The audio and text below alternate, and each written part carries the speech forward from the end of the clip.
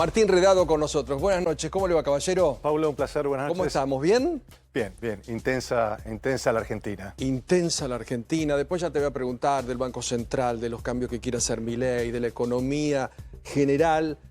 Pero lanzaste hoy un plan interesante a propósito de algo que muy temprano algunos medios comenzaron a publicar como una de las grandes preocupaciones que tienen los argentinos. Mirá, la mora total de los argentinos se quintuplicó en 18 meses y supera el 30% fuera de los bancos. Es decir, que hay un sinfín de argentinos hoy que entraron en problemas con el banco, en problemas con la billetera virtual, y ese problema se hizo una bola de nieve imparable. Y me parece bárbaro que los economistas, ustedes que tienen otro tipo de capacidad, encuentren tal vez un camino. Mira, esto lo plantea la Universidad Austral y la gente de EcoGo, porque el Estado dijo, problema de privado, resuélvanlo los privados con los privados y no tenemos nada que ver. Así es, me parece importante que no solo planteemos el problema, sino que planteemos soluciones, ¿no? Claro. Y para ponerlo también en hombres y mujeres de carne y hueso, son 2 millones de compatriotas los que hoy tienen problemas crediticios en la Argentina. 2 millones de personas con... 2 millones de personas que tienen problemas para poder llegar a pagar la cuota.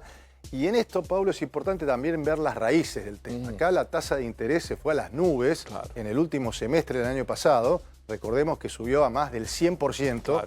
Y esto no es culpa ni de los deudores ni de los bancos. En todo caso, uno puede decir, la política económica en medio de la tensión cambiaria, como el Banco Central no tenía dólares, decidió subir la tasa de interés a lo que dé, y mientras tanto se hizo esta bola de nieve que vos el que no pudo pagar, o el que pagó el mínimo, toda esta historia. Pagó el mínimo, pero después tenés este fenómeno de interés compuesto. Claro. El interés sobre el interés sobre el interés que no llegas nunca. Entonces lo que nosotros decimos esta tarde, y obviamente lo sometemos a cualquier otro profesional que tenga está bueno que haya otra propuesta superadora, es necesitamos sacarle la soga del cuello a los deudores. Entonces lo que decimos es, y escribimos una norma con nuestro equipo de Fundación Capital, escrita un poco en técnico, pero que significa básicamente que el deudor que tiene voluntad de pago y está renegociando con el banco, ¿qué necesita un deudor? Que le den más plazo y le bajen la tasa. Claro. Entonces necesita tiempo. Primero presentarse, tengo voluntad de arreglar. Exactamente. Pero vos dame tiempo. Pero mire, yo gano 1 millón de pesos. Claro. No puedo pagar 400.000 pesos de cuota porque tengo tanto de alquiler, luz, gas, tengo que alimentar. Puedo pagar solamente 100.000. Entonces esto, deme, en lugar de 90 días o 12 meses, deme 5 años y una tasa que esté fija.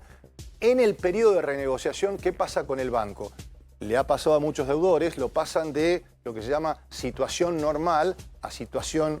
el Banco Central tiene una calificación. De acuerdo a cómo estás. Central de deudores. Claro. Si estás bien, Pablo, estás en situación 1, situación normal. Y a medida que va cayendo... Y a medida que va cayendo, primero, el banco tiene que tomar pérdidas, tiene que tomar previsiones, y además te va dejando en morosos incobrables. Lo que nosotros decimos es, de acá hasta fin del año que viene, aquel que tiene voluntad de pago, que quede en situación 1, por más que pague mucho menos de lo que está adeudándose. Es decir, mientras está renegociando el proceso de cómo va a pagar, sacarle la soga al cuello de que en 30 días si no paga lo van a ejecutar, o que en 60 días si no paga lo van a dejar hay una angustia como total moroso. Martín, total, porque mucha gente tiene ese problema, como decís vos, ¿viste? Acá mucha gente trabaja en la informalidad, mucha gente depende de una changa, pagó tal vez el mínimo o un poquito más creyendo, o las billeteras, las famosas billeteras. Y que han tenido tasas de interés todavía terrible, la de y los gente bancos. que cree,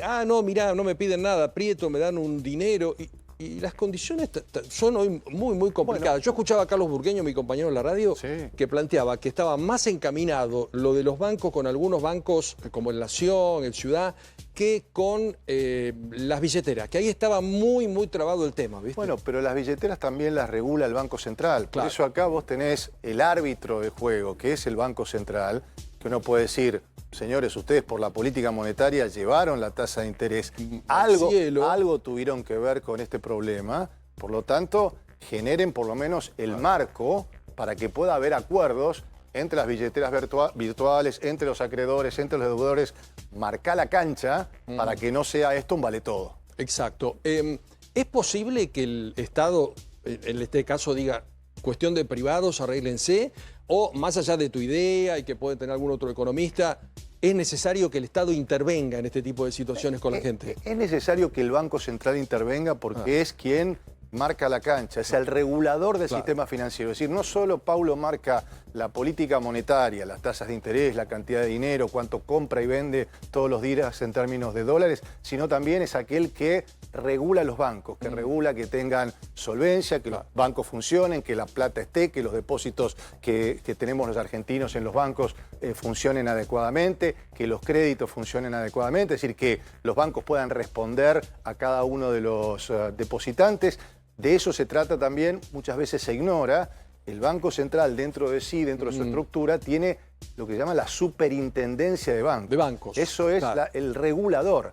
Al presidente del Banco Central le reporta el superintendente de bancos, que es un señor o una señora que está sentada también en el directorio del Banco Central. Entonces, ese es el que tiene la responsabilidad de decir, bueno, marco las reglas de juego para darle plazo y tiempo, porque es cierto, cada deudor es diferente. Claro, Entonces no puede haber una solución general. Uniforme, estricta. Ni tampoco estar diciendo vamos a utilizar plata del Tesoro, del Banco Central. Eso no se puede hacer, sería realmente irrazonable. Hay que generar situaciones hechas a medida, pero dándole tiempo, plazo y calma. Y tasa y calma para que no esté... Hay mucha gente muy angustiada con este tema. Entonces decirle, che, paremos la pelota. Claro. Te voy a armar un plan de pagos para que estés tranquilo y que lo puedas pagar en tanto tiempo. Ahora, mientras tanto, si eso se estira 30, 60, 90 días... No cambia. No te paso a situación de moroso que te dejo en incobrabilidad en cualquier lugar. Exacto. Hablamos un poquito de economía en general. Lo que necesito. Quiero que escuchemos al presidente Milei, porque da la impresión que cada uno ve a la Argentina con una óptica diferente. A ver, Milei, y hablamos con Redrado. Decían que si hacíamos ese ajuste, íbamos a hundir a la economía argentina en una recesión. Y sin embargo, hace 26 meses que la economía argentina crece de manera ininterrumpida. No solo eso, si tomamos el estimador mensual de la actividad económica de diciembre del 23, desestacionalizado, en los 2 primeros años hemos crecido 11%, es decir, un poco más del 5% anual, cuando en los 100 años previos de historia argentina la economía se expandía al 1%. Y no solo eso, hacía más de una década que no crecía. Es decir, quintuplicamos el ritmo de crecimiento. Pero esto de haber bajado el déficit fiscal y el déficit cuasi fiscal y haber bajado impuestos implicó devolverle a los argentinos 100.000 millones de dólares. Y que la pobreza en la frecuencia mensual pasara de niveles del 57% al 29%. Es decir, además hicimos crecer a la economía y además sacamos a 14 millones de argentinos de la pobreza. Largo. Sí. Que hay desierto, que no hay desierto. ¿Dónde está la economía argentina? Algunos dicen hay una locomotora, pero faltan todos los vagones. Cambió el mapa económico. ¿Dónde estamos hoy? No, los números son absolutamente ciertos. Eso es verdad. Son ciertos. Lo que ocurre es que, Paulo, hay que hacerle un doble clic a los números. Y bueno, esos números son ciertos, pero los economistas tenemos muchos defectos. Pero yo diría que el principal es que hablamos siempre en promedio.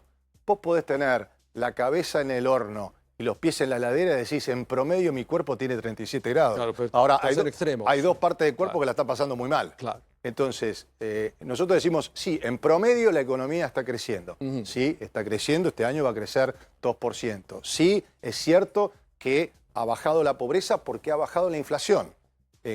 ¿Cómo se mide la pobreza? Eso se mide con respecto a la canasta básica, una ola que viene a la canasta básica alimentaria. Exacto. Ahora, la Argentina tiene un problema estructural de 30% de pobreza. Inamovible por ahora. Exactamente. O sea, que sube cuando hay inflación más alta, baja, pero no hemos resuelto el problema de pobreza estructural y solamente hay que caminar el conurbano para ver lo que falta en términos de infraestructura, lo que falta en términos de empleo. 30 que para romperlo va a costar una barbaridad. Bueno, van a costar una cantidad de políticas que todavía no están puestas sobre la cancha. Yo estoy convencido que se necesita una segunda etapa que tenga una verdadera revolución impositiva que le baje la carga de impuestos al trabajo que tienen los trabajadores, valga la redundancia, para que tengamos una economía con 3 motores. Los 3 motores tienen que ser el consumo, la inversión y las exportaciones. Y también cuando uno mira el crecimiento, esto que hablaba en promedio, es cierto, hay 3 sectores que son los 3 magníficos y que cuando yo salgo al exterior a dar conferencias, siempre les digo, miren, no sé quién va a ganar, porque todo el mundo pregunta quién va a ganar la elección en el 27. El año que viene. No, eso no se lo puedo decir, pero lo que sí le puedo decir es que en cualquier escenario, si usted está en el sector energético, si usted está en el sector minero, si usted está en el sector agroganadero, le va a ir bien en la Argentina. Eso muy bien. Claro, pero esos sectores crecen a 2 dígitos y hay otros sectores que están con la cabeza en el horno. Bueno, pero ahí te llevo. Y entonces vos decís, ves la industria complicada, el comercio, el comercio, la construcción la que sube y capacidad baja. de consumo, exactamente. Pero alguno te va a decir, bueno, hace años era solamente el campo y hoy el petróleo casi que está ahí cabeza a cabeza con la soja. Correcto. Y la minería también. La minería también, como otras partes del mundo, que antes, qué sé yo, Chile nos sacaba mucha ventaja en este tipo de concepto. Casi 10 veces más de exportación. ¿Eso qué genera? ¿Dólares a la Argentina, pero no genera empleo? Genera dólares. Hemos tenido también una circunstancia excepcional que es la guerra, que Claro, nos ayudó. Ayudó en términos de precio, pero no en términos de cantidades. Pero para ponerlo en números, Pablo, estamos hablando de estos 3 sectores, son 15% de la producción total en la Argentina y 8% del empleo. Poco. Poco. O Entonces, sea, también generan mucho, pero poco empleo. Claro. O sea, tampoco hay que dejarlos a un costado, porque en definitiva son dólares que te entran a la caja. Por supuesto que son importantes y esto ha mejorado las cuentas externas de Argentina, ha aliviado parcialmente que siempre estamos hablando del dólar, aunque atención, Pablo, el último mes el Banco Central ha debido vender instrumentos en dólares y el Tesoro sobre todo. ¿Para dejarlo en 1.500? Exactamente, lo que llaman bonos atados a la devaluación. Que se denominan en inglés dollar link, pero cada licitación del Tesoro ha habido un incremento muy importante y el Banco Central en el día a día ha comprado y vendido, sobre todo vendido, instrumentos ajustados al movimiento cambiario, con lo cual está mostrando que, bueno, si bien es cierto que hay mejor en las cuentas externas, bueno, todavía hay un proceso de atesoramiento. Es que la gente, cuando puede, creo que fueron, vos me vas a ayudar, 2.000 millones por mes. 2.500 fue el último millones número. de dólares que compramos todos los argentinos cuando tenemos un peso dando vuelta. Eso que también incluye viajes, ¿no? Claro. También incluye viajes. Mundial, toda esta historia. Exactamente. En un año tranquilo. Claro. En un año que con un dólar que lo ves 1.490, 1.500. Donde no hay tensión electoral. Con lo cual también eso está bueno lo que vos decís y está bueno. Hay un cambio estructural en la Argentina en términos de hay más ingreso de dólares. Pero ojo que la demanda sigue tirando. ¿Vos creés que puede venir lo que plantea Caputo? Creo que ya pasaron 4 meses, los mejores 18. Porque la gente tiene, bueno, por un lado dice la inflación, que se controle, pero necesito tener crecimiento, necesito asegurar mi empleo, necesito que mi número en casa, una vez que pago las tarifas, que hay que pagarlas porque el mundo paga las tarifas. Por supuesto. Los subsidios, eso era una cosa muy ficticia, que te la pagabas con inflación, ¿no? ¿Se puede mejorar el bolsillo o el ánimo de la gente? Porque hay como una cuestión económica hoy de desencanto, ¿no? Sí, y se ve agotado al equipo económico en términos de ideas. La idea principal que ha tenido para levantar la actividad ha sido el crédito, Paulo. Y el crédito no arranca por la morosidad que comentamos en tu primera... Los bancos y las billeteras. En tu primera... Con lo cual, digo, no hay nuevos créditos que puedan hacer lo que ocurrió en 2024. En 2024 la salida de la recesión después de la devaluación se debió básicamente a una duplicación del crédito en la Argentina. Ese fenómeno, ese motor no está. Yo estoy convencido que tenemos que avanzar en reducir impuestos, sobre todo reducir impuestos al trabajo. Yo te diría, para ponerlo simple, ¿Qué podría ser? El plan blanqueo y baja de impuestos. Blanquear gente. El plan B y B, en términos de... Te doy un ejemplo. Nosotros estamos trabajando, mi equipo, Fundación Capital, voy a un caso concreto y no teórico, con el sector agro. ¿Qué es lo que quieren los empresarios del sector agro? Que se bajen las retenciones, sobre todo las que quedan, soja, trigo, maíz, ¿no? ¿Qué es lo que quiere el sector trabajador?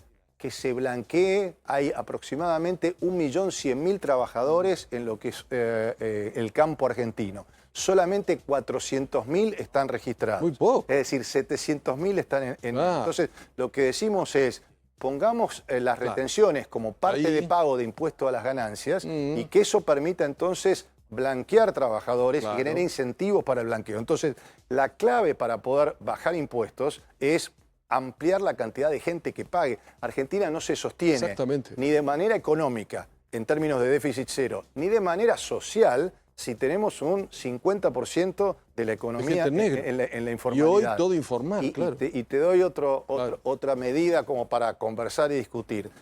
Todos los trabajadores en situación de dependencia nos están mirando, pagan un 18% de impuestos al trabajo. Sí, Es sí, decir, por cada millón de pesos que ganan, 180.000 reciben 820 Claro, porque se va 180 se van impuestos. Si va vos mucho. bajaras ese impuesto, Claro. no te digo lo eliminaras, pero Claro. al 9%, Eso es dinero para esos otra cosa. 90.000 pesos que va directamente al consumo, Claro. es decir, vuelve a través del impuesto al valor agregado, no es que se va a ir a la compra de dólares, porque es, No, es en los salarios que tiene una gran propensión a consumir, con lo cual hay cosas para hacer, pero vemos que el equipo económico está con ideas, digamos, muy acotadas ¿Los ves todavía. un poco desgastados con todo esto? No, yo creo que está muy centrado en lo financiero Claro. y le falta una visión, digamos, decir, bueno, esto está muy bien, pero falta claridad en la política cambiaria, todavía no hay una política monetaria que hacemos con las tasas de interés de largo plazo y políticas específicas que vayan a impuestos, infraestructura, crédito, que es lo que la Argentina necesita para crecer. Mirá lo que decía la señora Marcó del Pont a propósito de la emisión. Porque mucha gente dice, che, emitiendo un poquito más de dinero a los argentinos. Escuchen, miren. Tiene que haber límites, claro que tiene que haber límites. Se pasaron un poco en algunos gobiernos peronistas con la Puede ser emisión. que nos hayamos pasado, puede ser que nos hayamos pasado. En eso no soy hipócrita y creo que Porque sí. hay algunos peronistas hoy pero- militando equilibrio fiscal, el déficit es malo, el peronismo algunos- con... Algunos peronistas que hoy militan el equilibrio fiscal, que dicen, bueno, Yo acá nos creo que equivocamos. Hay que una autocrítica mirando para yo creo atrás. que lo que hay que ser, yo soy quizás más crítica acerca del manejo del gasto y de que, como la verdad es que tendríamos que revisar cuáles son las prioridades del gasto, ¿sí? Y también creo que hay que converger hacia el equilibrio fiscal. Nos pasamos un poquito con la emisión. La señora Marcó del Pont es la que fue cuando vos dejaste el banco. Fue sucesora. Tu sucesora. Exactamente. ¿Por qué te da risa? Porque fue un poquito... No, porque... ¿O demasiado? A ver, a mí no me gusta hacer comentarios de las personas, Ajá. pero sí de las políticas. De la función, claro. Lo que hizo, lo que terminó siendo el Banco Central después de 2010 fue un zafarrancho que realmente estaba impulsado no por la presidenta del Banco Central, sino por la presidenta de la República, Cristina Fernández. que creyó que los dólares eran de ella, que podía hacer con los pesos lo que quisiera, repartirlos de manera, digamos, como si fueran realmente de ella. O sea, el gran error que tuvo Cristina Kirchner, dentro de los muchos errores que tuvo en lo económico, es pensar que el Banco Central era de ella y que por lo tanto tenía la idea de... Disponibilidad. disponibilidad de decir, tanto le doy a Paulo, tanto le doy a otro, decir que el Estado soy yo, parecía. ¿Y a ¿no? vos Entonces, qué te pidieron? ¿50.000 millones de dólares? bueno, empezaron pidiendo 6.500 y nosotros le dijimos que no. Ah. Es decir, lo que tiene que hacer es lo que está haciendo el gobierno ahora muy bien, es ir al Congreso para cambiar la ley. Ellos cambiaron la ley después del zafarrancho que hicieron en el 2010, se dieron cuenta que estaban fuera de la ley y cambiaron la Carta Orgánica porque tenían mayoría en el Congreso. Eso lo tendrían que haber hecho en el 2010. En el 2010, claro. Que no quisieron ir al Congreso. La presidenta quiso hacer un DNU. Yo le dije, mire, si usted quiere hacer algo, los dólares no son suyos, son míos, vaya al Congreso, porque el artículo... Cambie la normativa. no, el artículo 75 de la Constitución marca que el Banco Central debe reportarle al Congreso. Bueno, esta era la idea, Paulo, en ese momento es, llevémonos todo por delante, vamos por todo, Claro. y así terminó Argentina con más inflación, por eso, más que el comentario personal, es lo que causó la política post-2010 monetaria, es más inflación que perjudicó a todos los argentinos Claro. y cepo cambiario. Empezamos a tener, nosotros cerrar durante todo. 5 años y medio de gestión, Pablo, tuvimos un solo tipo de cambio. Mi último día en el Banco Central, Había un solo tipo. 29 de enero del 2010, el dólar valía 3 pesos con 80.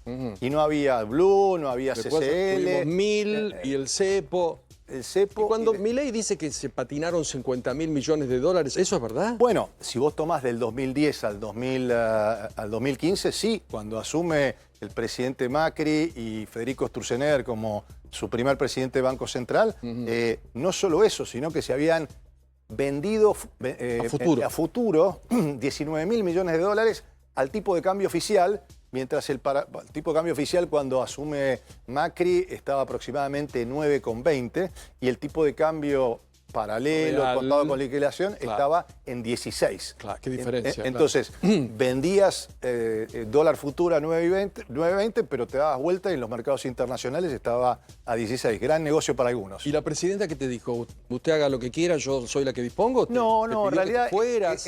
no. ¿Renunciaste? A ver, fue un episodio largo que empezó el día 6 de enero del 2010. ¿Con ella mano a mano era el tema? Mano a mano, 8 de la noche del 6 de enero del 2010. Esto empezó con un decreto del Bicentenario en diciembre. Claro, era la época del Bicentenario. Era en diciembre, entonces yo cuando llegó el DNU dije que lo estudie todo la línea del Banco Central, lo mandé a que lo estudiara como corresponde el Departamento Económico, el Departamento Legal, el Departamento de Reservas.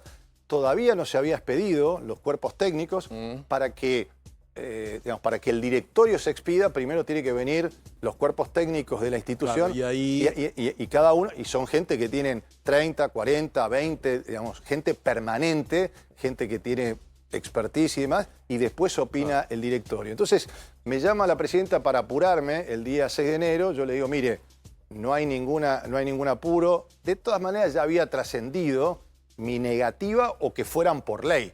Si querían cambiar la ley, era... Claro, ya no podías... yo hubiera renunciado directamente. Entonces, lo que ocurrió fue esa noche ella me decía, amado por el ministro de Economía, amado me está pidiendo, exactamente, me está pidiendo que necesita los dólares. Yo le digo, presidenta, no veo ninguna necesidad perentoria.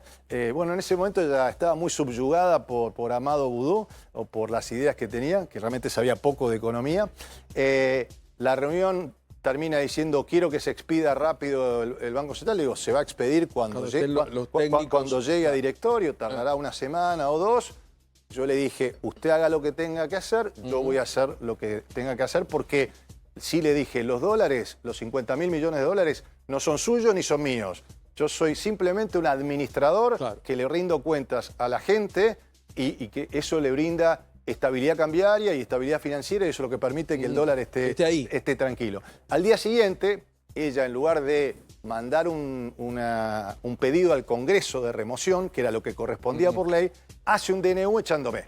Directamente. Directamente. Ella lo que correspondía bajo la Carta Orgánica anterior era que ella mandara un mensaje al Congreso, que el Congreso generara una comisión bicameral y me citara para ver si había mala conducta o no había mala conducta. Ella se pasó por encima del Congreso. Directamente vos, tarjeta roja. Digo, tarjeta roja, en realidad, bueno, es larga la historia, pero digamos, para hacértela corta, yo me presenté a la justicia realmente con unos abogados que siempre les decía, ¿por qué me defienden con tanto ahínco? Era el doctor Badeni, un gran constitucionalista que ya no está con nosotros, el doctor Casañi, Juan Carlos, un gran administrativista, y el doctor después Jorge Valer Garaos, porque después me hicieron una cantidad de causas penales. Bueno, larga historia corta, en el día una medida cautelar me repuso, porque dijo un DNU es ilegal para sacar al presidente. Volvés al cargo. Vuelvo al cargo. Cae el decreto del Bicentenario, la Cámara, porque apela mientras tanto el Poder Ejecutivo, mientras tanto la presidenta se dedicó a decir que yo era una ocupa del Banco Central. Lo que te diría. Todos los días era un ataque permanente, con lo cual lo importante ahí era voltear el decreto del Bicentenario que manoteaba, porque el hecho, ahí lo importante no era el presidente del Banco Central, lo importante era el manotazo de la plata. Exactamente. Entonces lo que había que evitar era eso. Cuando la Cámara confirma que el manotazo, el decreto del Bicentenario también es ilegal, entonces yo digo, llega el momento de renunciar. La presidenta dijo, no viajo a China porque inventó una conspiración entre el vicepresidente Cobos y yo, otras teorías que Cristina veía todo y ve todo como cuestiones de poder, cuestiones de tensiones de poder. Y ahí decidiste... Y entonces el 29 de enero fue mi último día y bueno, lamentablemente después ocurrió lo que ocurrió. Se llevaron Y la puesto al plata- Banco Central. Y la plata se fue. Y a mí me quedó un libro que se llamó Sin Reservas, Exacto. en donde adelanté lo que iba a pasar. Permitime que escuchemos a Agustín Rossi. ¿Cómo no? Porque esto del Banco Central, lo que vos contás, la señora Marcó también marca un poquito lo que estamos viviendo y lo que se puede plantear de cara al futuro. Adelante. A ver, miren. Nosotros hicimos un mecanismo para desplazar los rederados que estaba previsto en la ley. Viene mañana, Redado. No es un punto menor lo que acabas de decir, digamos. Incluso si se aprueba la modificación de la Carta Orgánica, si asume el Pausini no va a peronismo, durar un minuto al frente del Banco Central si nosotros somos gobierno. incluso si está aprobado por ley. O sea, de algún modo se va a ir, De algún modo se va a lo vamos sobrepasar sacar. esa ley. Modificás Claro. la ley, haces un Claro. DNU, todas las cosas No. que hizo mi ley las tenemos que hacer nosotros al revés. Todo lo que hizo Milei tenemos que hacerlo al revés. Viste que Quintela también habló de expropiaciones, ¿no? Primero está faltando a la verdad. ¿A la verdad? Rossi. A la verdad, Rossi, cuando dice la remoción de Redrado fue hecha por ley. No, señor. No. La ley lo que marcaba era que la presidenta tendría que haber hecho un pedido, que se forme una comisión bicameral, y ella lo que hizo fue un DNU echándome. Con lo cual, hay otra primera historia. tarjeta roja para Rossi. Agustín. Sí, yo creo que sí es importante lo que se está discutiendo ahora en el Congreso, es que la ley tenga la mayor amplitud y que no salga por 130 votos en diputados y 38 en senadores. Con lo cual, creo que es importante, primero, que el mecanismo de remoción sea igual al mecanismo de aprobación. Claro. Si tiene que pasar por las dos cámaras del Congreso, bueno, también que el escrutinio sea para la aprobación de los directores. En segundo lugar, sí, no tenemos que discutir las personas, si Santiago Bausili sí o Santiago Bausili no, que es lo que está planteando, digamos, con tendenciosidad política Rossi en este caso. Yo lo que propongo, Paulo, es que se vote una ley, pero que se aplique a partir del 10 de diciembre del año que viene, de manera tal que no haya discusión y que los nuevos directores sean producto de el nuevo gobierno, sea el gobierno de Milei o sea el gobierno que surja. Claro, que pase en el 27. Y que no se discutan ahora los nombres, porque si no nos vamos a enredar en eso. Y tercero también es que se elimine la figura de nombramiento en comisión. Hoy es el artículo 9 de la Carta Orgánica. Entonces el presidente hoy puede nombrar en comisión. En comisión significa que está a tiro de decreto del presidente. Exacto. Entonces lo que tiene que ocurrir es que recién el presidente y el directorio asuma cuando tenga el acuerdo del Senado, el acuerdo de diputados, si es que sale de las dos cámaras, y eso le va a dar independencia funcional y que tenga 6 años, con renovación cada 3 años de los directores, que no coincida con el periodo gubernamental. Te puedo decir también algunas, y diría también más en términos de institucionalidad, que la mayoría sea propuesta, que la mayoría del directorio sea propuesta por el oficialismo y una minoría por la oposición. Es decir, que el directorio tenga profesionales que sean propuestos, que sean idóneos, que pasen por un escrutinio público, pero que también haya representantes de la oposición, por supuesto en minoría. Claro, pero que formen parte también. Eso le va a dar permanencia para que no ocurra esto, que digan, no, vengo yo, me hago el canchero y cambio la ley. Manejo todo. Eso no sirve absolutamente para nada. Gracias por venir. Un placer. Ojalá que el plan para los problemas de los 2 millones de argentinos con la morosidad, alguien lo escuche y lo encaminen. Ojalá, Y si hay alguien que tenga algo mejor, bienvenido. Pero lo que no se puede decir es, no hagamos nada y que se arreglen. Son 2 millones de personas que además sufrieron por la política monetaria y que algo ha tenido que ver el Banco Central. Entonces, señor árbitro, a su tarea. Gracias por venir. Un placer. Martín Redado con nosotros hablando de economía y todos los temas que nos importan.